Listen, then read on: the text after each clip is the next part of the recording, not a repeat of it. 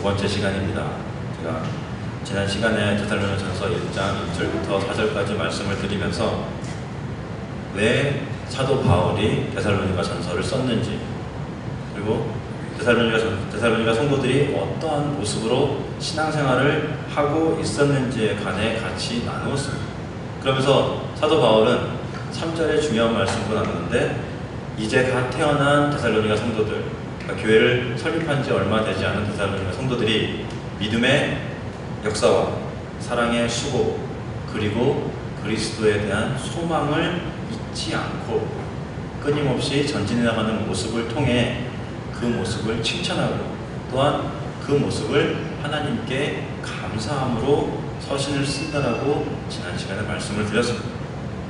그러면서 오늘의 본문을 사도 바울이 자신이 어떠한 모습으로 데살로니가 성도들에게 복음을 전했는지, 그리고 데살로니가 성도들은 어떠한 모습으로 복음을 받아들이고 난 후에 그들이 어떠한 모습으로 신앙생활을 했는지에 관해서 나오는 본문이 오늘의 본문입니다.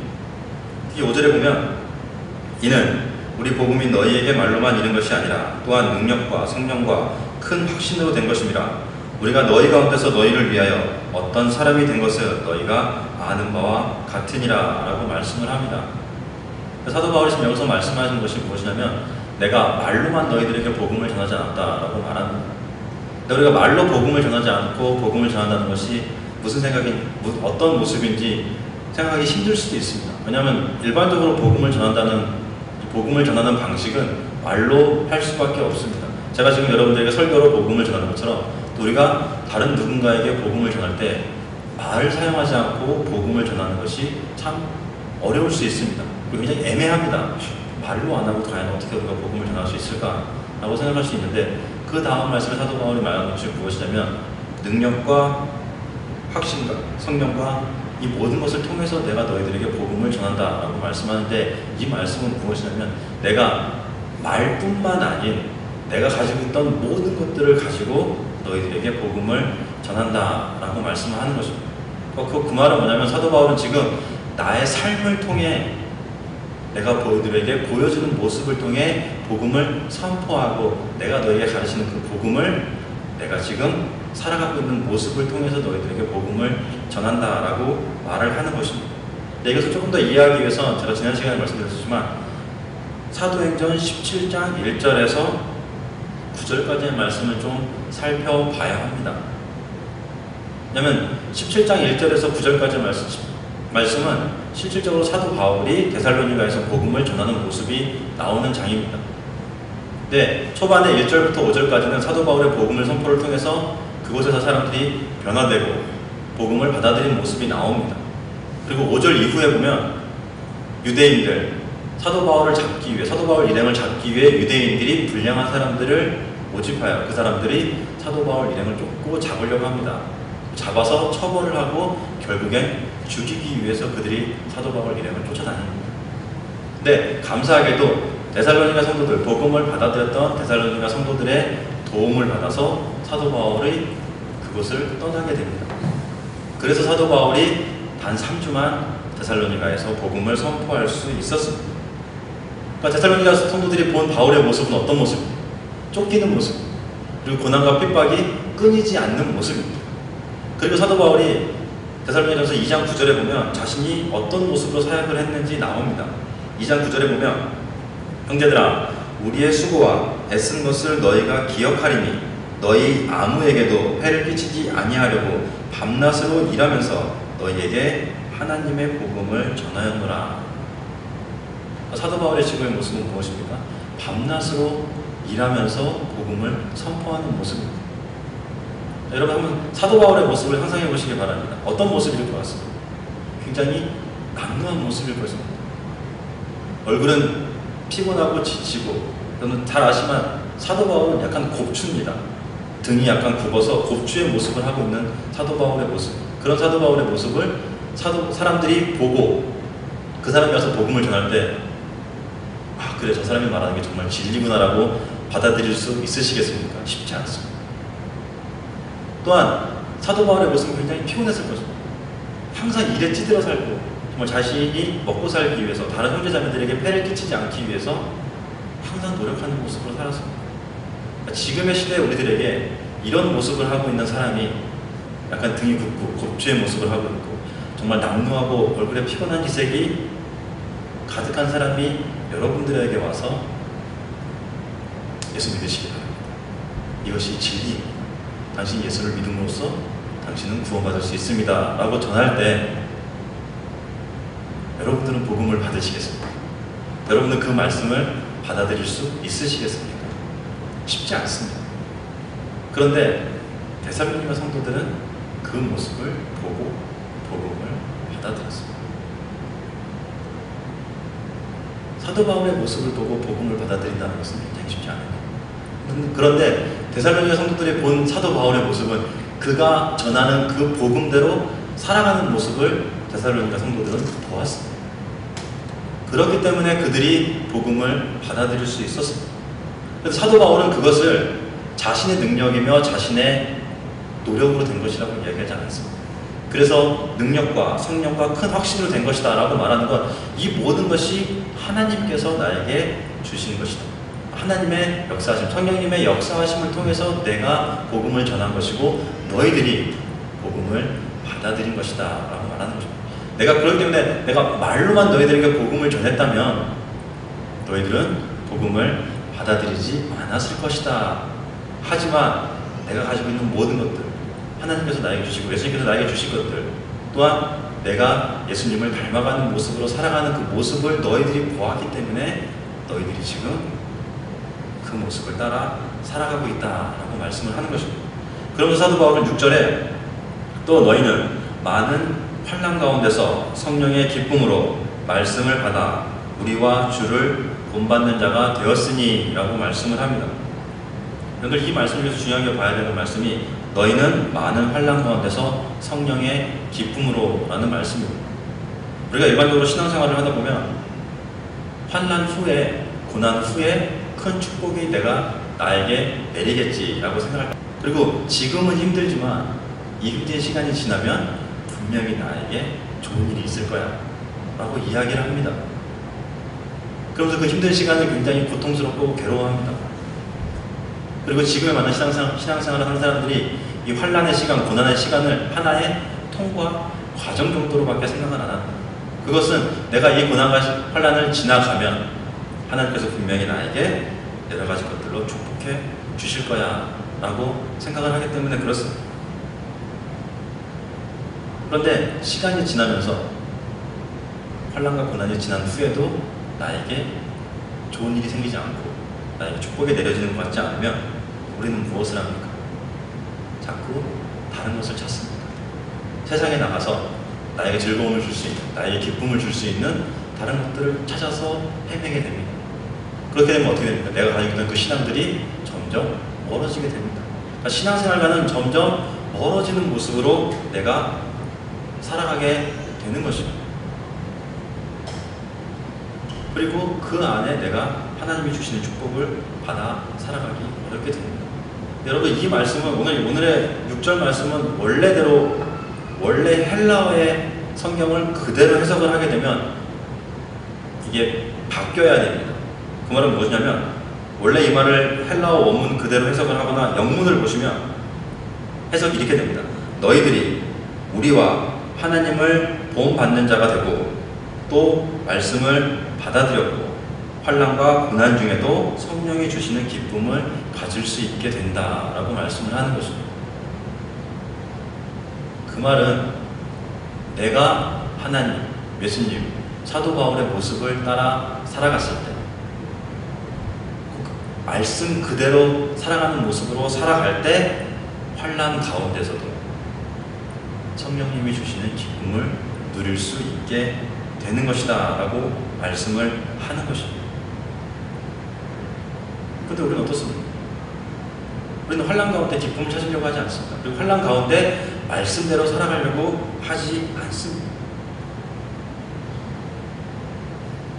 왜냐하면 내가 지금 나의 생각은 이 환난만 지나면 축복이 오겠지.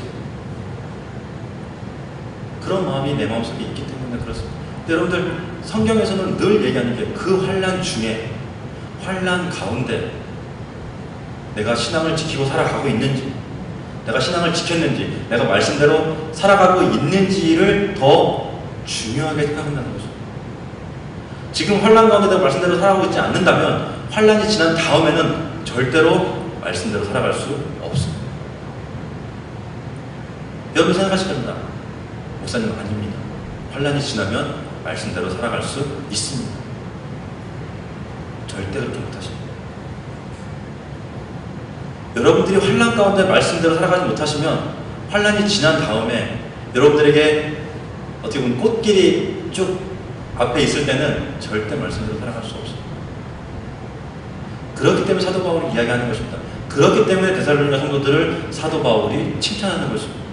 왜? 그들은 그 환난 가운데, 그 고난 가운데 더 말씀대로 살았기 때문에 그렇습니다. 그들은 고난이 오고 더 핍박이 그들에게 닥쳐왔을 때 오히려 성도들을 더 섬기고 성도들을 더 사랑하는 모습으로 그들의 신앙생활을 했습니다. 그들의 근본은, 즉 데살로니가 성도들에게 가장 중요했고 그들이 그렇게 살아갈 수 있었던 그 근본에는 무엇이 있었기 때문에 그렇습니까? 말씀이 있었기 때문에 그렇습니다. 사도 바울이 전한 그 복음, 사도 바울이 전한 그 복음이 그들의 마음속에 자리 잡고 있었기 때문에 그들은 어려운 고통이, 고난이 오더라도 그것을 참고 견디며 오히려 그것을 더 기뻐하고 감사함으로 성도들을 섬기는 모습으로 살아갔습니다. 이렇듯 우리가 환난 중에 성령이 주시는 기쁨을 누릴 수 없다면 우리는 지금 제대로 된 신앙생활을 하고 있는 것이 아닙니다. 여러분 잘 살펴보시기 바랍니다. 내가 지금 하나님이 주시는 말씀대로 살아가고 있는지, 아니면 내 생각과 내 뜻대로 살아가려고 할 때가 더 많은지. 그래서 사도 바울이 계속해서 강조하는 것입니다. 데살로니가 성도들이 보여준 모습들이 정말 우리 지금의 시대를 살고 있는 성도들이 추구하며 본받아야 될 모습이라고 말하는 것입니다. 그래서 7절 말씀에 보면 사도 바울은 이렇게 이야기합니다. 너희가 마게도냐와 아가야에 있는 모든 믿는 자들의 본이 되었느니라. 그리고 또 8절 말씀에 보면 주의 말씀이 너희에게로부터 마게도냐와 아가야에만 들릴 뿐 아니라 하나님을 향하는 너희 믿음의 소문이 각처에 퍼졌으므로 우리는 아무 말도 할 것이 없노라 라고 말씀을 합니다. 마게도냐와 아가야의 믿는 자의 본이 되었다라고 말씀을 하십니다. 그 후에는 각처에 그들의 소문이 퍼졌다라고도 말씀을 하십니다. 그 말은 무엇입니까? 데살로니가 성도들이 말씀에 순종하며 서로를 사랑하는 모습으로 살아갔더니 그들이 굳이 그들을 자랑하지 않아도, 굳이 그들이 그들을 내세우지 않아도 다른 사람들이 그들의 말을 다른 사람들에게 전했다는 것입니다. 심지어는 어느 정도까지 이들의 소문이 퍼졌느냐, 사도 바울이 전도를 하러 처음 들어간 곳에 있는 사람들에게서 데살로니가 성도들에 대한 이야기를 들을 정도로 데살로니가 성도들의 소문은 멀리 퍼졌습니다. 이런 걸 생각해 보시면 사도 바울이 처음 가는 곳이라면 그곳에는 복음이 어떻게 보면 처음 들어가는 곳입니다. 그런 그곳에 데살로니가 성도들의 삶의 모습이 벌써 소문으로 전해진 것입니다. 여러분 이것은 어떻게 보면 전도의 하나의 방법입니다. 우리가 전도를 말로만 하려고 참 많이 합니다. 그리고 여러 가지 프로그램들, 여러 가지 형식들을 가지고 하려고 참 많이 노력을 합니다. 근데 사도 바울은 데살로니가 성도들을 통해서 진정한 전도의 방법이 무엇인지를 우리들에게 보여주고 있는 것입니다. 그 진정한 전도의 방법이 무엇입니까? 말씀대로 살아가는 모습. 그들이 말씀대로 살아갔더니 믿지 않는 사람들조차 그들을 전했다라는 것입니다. 그래서 데살로니가 성도들의 모습을 통해서 진정한 전도의 방법이 무엇인지 우리가 한번 생각해 봐야 합니다.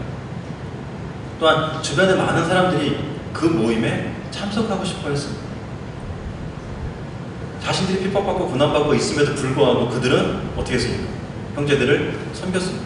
형제들을 사랑했습니다. 자기가 가진 것이 없다고 할지라도 형제가 굶고 있으면 그것을 가져다 주었습니다. 그런 모습을 하고 있던 데살로니가 성도들을 믿지 않는 사람들이 보고 정말 저 사람들은 대단한 사람들이다. 나도 저 모임에 참석해서 저들과 같이 동행해야 되겠다. 라는 모습을 가졌습니다. 어떤 사람들은 그 모습을 참석하지 못하는 사람이라 할지라도 그들의 그런 모습을 보고 감명받아 자신들이 만나는 사람들에게 그 사람들에 대해서 이야기를 했습니다. 그러다 보니까 그 소문이 사도 바울이 처음 가는 지역에까지 그 소문이 퍼지게 된 것입니다. 근데 여러분들 데살로니가 성도들이 보여준 모습은 어떤 모습입니까? 복음을 받고 난 후 자신들이 먼저 변화하는 모습을 가졌습니다. 자신들이 먼저 변한 것입니다. 그러니까 내가 먼저 변한 겁니다. 복음을 받고 내가 먼저 변하고 다른 사람들에게 그 변화를 나누어 주고 있습니다. 근데 지금에 많은 사람들은 어떻습니까? 지금에 많은 사람들은 다른 사람을 먼저 변화시키려고 합니다. 나는 절대 변하려고 하지 않고 나는 있는 모습 그대로 가져가려고 노력하면서 다른 사람을 변화시키려고 노력을 많이 합니다.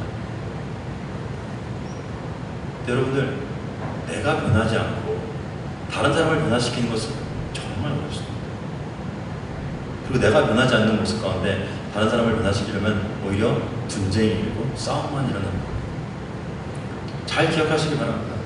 내가 정말 누군가를 변화시키기 위해선 내가 먼저 변화해야 합니다. 꼭 이런 얘기를 하면 머릿속에 떠오르는 사람들이 있습니다. 그 사람을 이렇게 변화시켜야 됩니다.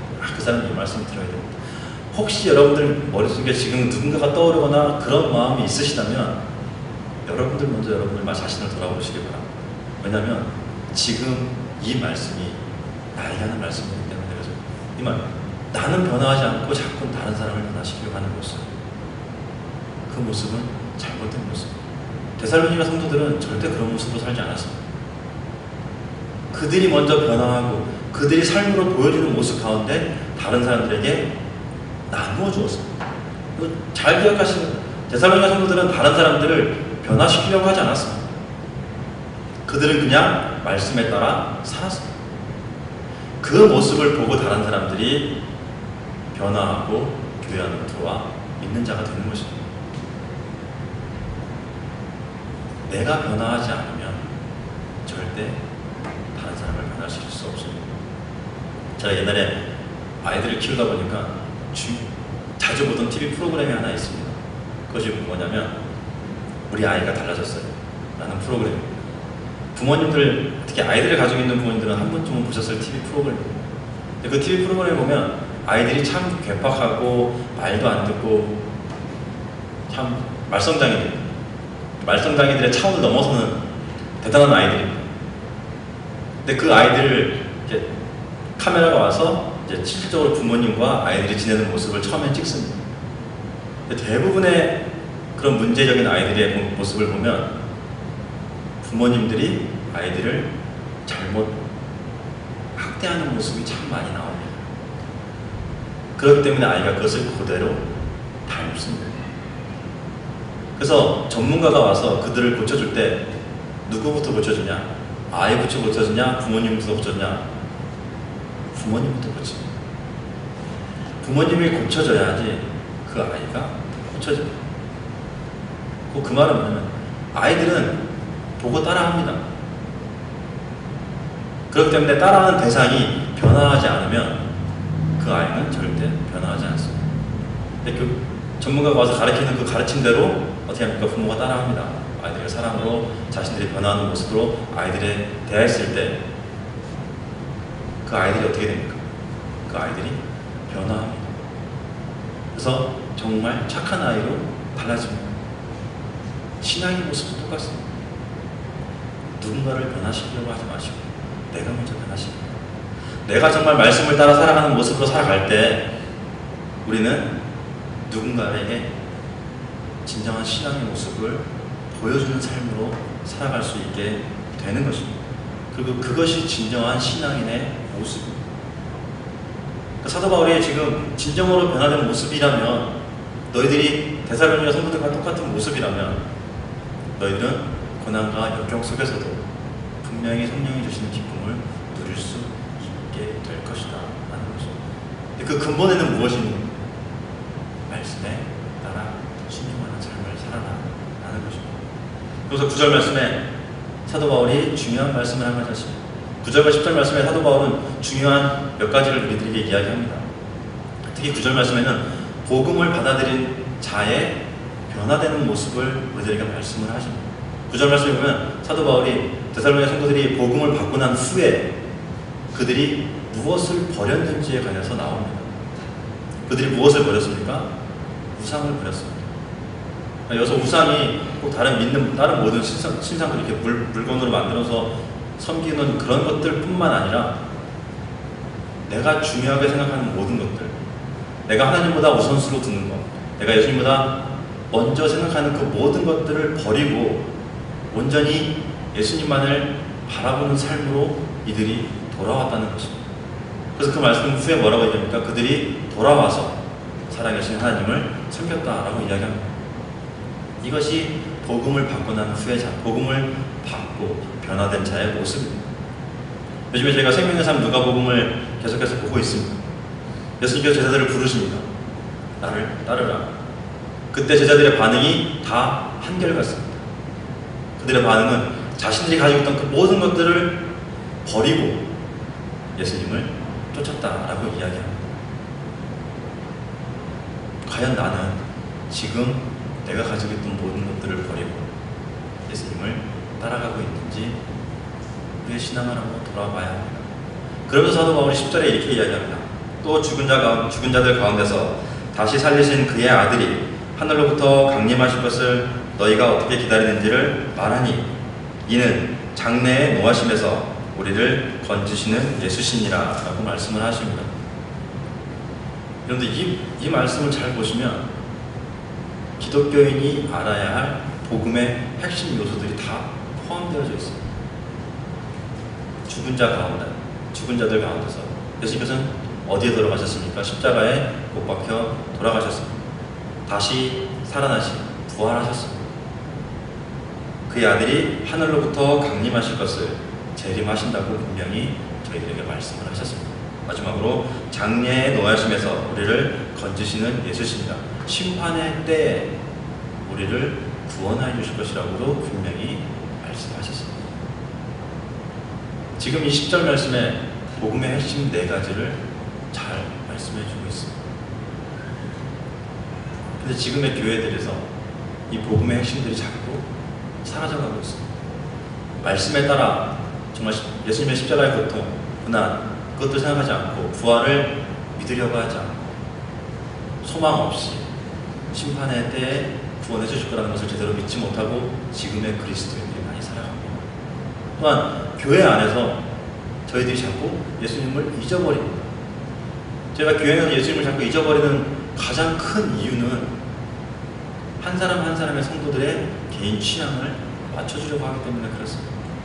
말씀대로 서 있는 것이 아니고 성도들의 입김에 따라 교회 정책이나 모든 것들이 변화하고 바뀌기 때문에 그렇습니다.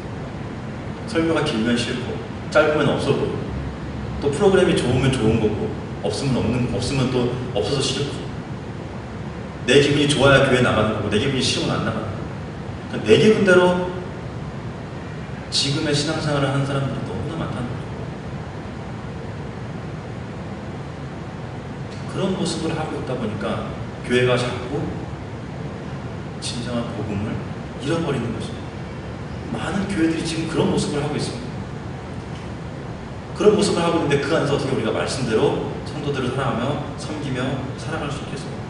예수님께서 세우신 교회임에도 불구하고 그곳에 예수님께서 존재하지 않는 모습을 하고 있다는 것입니다. 여러분이 섬기시는 교회는 어떤 모습이죠? 사도 바울의 데살로니가 성도들을 통해서 계속해서 말씀하시는 것은 성도들 간의 관계뿐만 아니고 실질적으로 너희들이 교회를 어떤 모습으로 세우고 있느냐도 굉장히 중요한 것입니다. 그리고 데살로니가 성도들이 보여준 그 모습 가운데 데살로니가 성도들은 복음의 핵심 요소들을 잘 지키고 나아가고 있기 때문에 정말 말씀 그대로 그들이 살았기 때문에 어느 곳에 가든지 그들은 믿는 자의 본이 되었다라고 말씀을 하는 것입니다. 그들이 복음을 받고 돌아온 후에 말씀대로 살게 되는 것입니다. 여러분이 진정으로 복음을 받은 사람이라면 우리는 분명히 말씀대로 살아가야 합니다. 그리고 말씀을 선포하고 나누며 살아가야 합니다. 그런 모습으로 우리는 분명히 살아가야 하는 것입니다. 그런 모습으로 섰을 때, 그런 교회 안에 우리가 소속되어 있을 때 그 교회는 분명히 바로 서 있는 교회일 것입니다. 그리고 한 사람 한 사람이 그런 모습으로 살아갈 때, 정말 말씀에 순종하는 삶으로 살아갈 때 그 공동체는 하나님이 보시기에 합당한 공동체가 될 것입니다. 데살로니가전서 1장 5절에서 10절까지 말씀에 믿는 자의 삶의 모습이 어떤 것인지 사도 바울은 우리에게 잘 말씀해주고 계십니다. 여러분들 오늘 집에 가셔서 데살로니가전서 1장을 다시 한번 묵상해 보시기 바랍니다. 나의 신앙생활은 지금 어떤 모습인지, 나는 데살로니가 성도들이 보여준 그런 모습으로 신앙생활을 하고 있는지, 아니면 내가 원하는 대로 그냥 내 방식대로 교회를 변화시키고 내 방식을 추구하며 일반 예수님을 따라가는 모습이라고 하며 살아가고 있는지를 잘 살펴보시기 바랍니다. 이 시간 정말 모든 것들을 내려놓으시고 온전히 주님만을 생각하시기 바랍니다. 그리고 주님을 생각할 때 나에게 주신 은혜와 사랑을 다시 한번 생각하시고 그것을 통해서 내가 말씀에 순종하는 모습으로 살아가시기 바랍니다. 우리가 그런 모습으로 살아갈 때 우리는 사도 바울의 데살로니가 성도들을 칭찬했던 것처럼 우리도 분명 누군가에게 칭찬받는, 그 누군가는 분명히 예수님이실 것이며 하나님에게 칭찬받는 성도들이 될 것입니다. 그리고 그런 모습으로 우리가 서 있을 때 우리가 속해 있는 교회는 분명히 온전히 서 있는 교회가 될 것입니다. 오늘의 말씀을 통해서 우리 오늘의 교회가 하나님의 말씀에 온전히 서 있는 교회가 되기를 간절히 바랍니다. 그리고 이곳에 계신 모든 분들이 하나님의 말씀에 순종하며 데살로니가 성도들이 받은 그 칭찬을 여러분들이 살아가는 그 삶 가운데 예수님과 하나님으로부터 칭찬받는 모든 분들이 되시기를 주님의 이름으로 간절히 축원합니다. 기도하시겠습니다.